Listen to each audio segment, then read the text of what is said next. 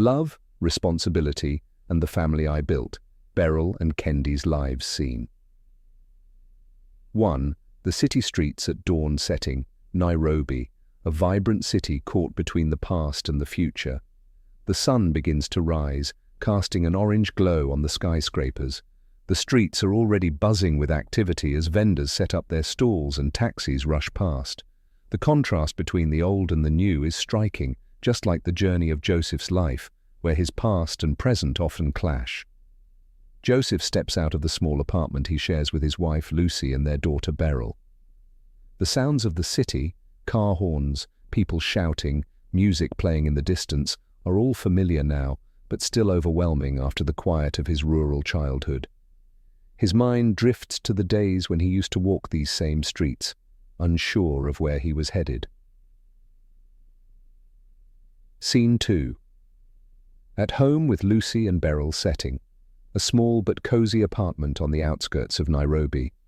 There's a feeling of warmth in the air despite the modest furnishings.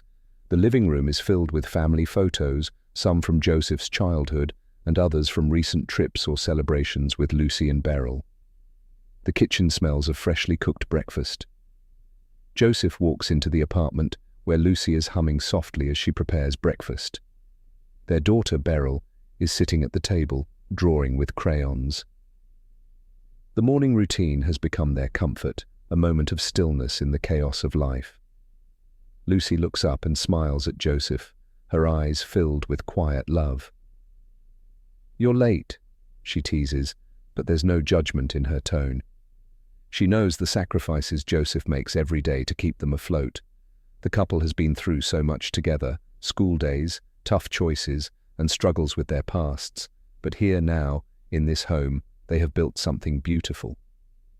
Beryl, their 4-year-old, is a quiet reminder of their shared dreams. **** Scene 3. The unexpected encounter with Mercy.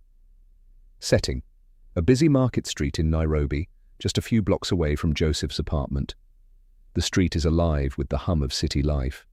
Vendors call out to passers-by, offering fruits, vegetables, clothes, and household goods. People move quickly, navigating the labyrinth of tight alleys and bustling corners. Joseph walks down the street, his mind focused on the day's errands. He needs to pick up some items for the house. His phone buzzes in his pocket, a reminder from Lucy to stop by the store. He reaches into his pocket, but then he freezes. Out of the corner of his eye, he spots a familiar face. Mercy. Her presence is like a punch to the gut. Joseph's heart races, his palms sweat. Mercy has always had that effect on him. They had been so close once, bound by their own world, a world that no longer exists. Seeing her here, in the city, is a reminder of a life he tried to escape. She's older now, more mature, but the pain of their past still lingers in her eyes. Mercy catches his gaze, and for a moment, neither of them speaks. A silence stretches between them, filled with memories of their teenage years, their complicated relationship, and the choices they made. The tension in the air is palpable, but Joseph quickly looks away, unwilling to let the past drag him back. Scene 4, a family dinner, a delicate balance setting, Joseph's apartment. The warm glow of candlelight flickers on the dinner table. There's laughter as Beryl runs around the apartment, her tiny feet pattering against the floor. Lucy watches her daughter with a loving smile, while Joseph looks on quietly, lost in thought. The meal is simple: rice, beans, and some vegetables, but to Joseph, it's everything. Lucy and Beryl make it feel like a feast. The three of them have been through so much: the heartbreak of Mercy's pregnancy, the trials of young adulthood, the financial struggles that come with starting from scratch in a big city. But tonight, at this table, they are simply a family Joseph is proud of. Lucy reaches across the table, brushing Joseph's hand gently. "Are you okay?" she asks softly. She knows something is weighing on him. The encounter with Mercy earlier today has not escaped her notice.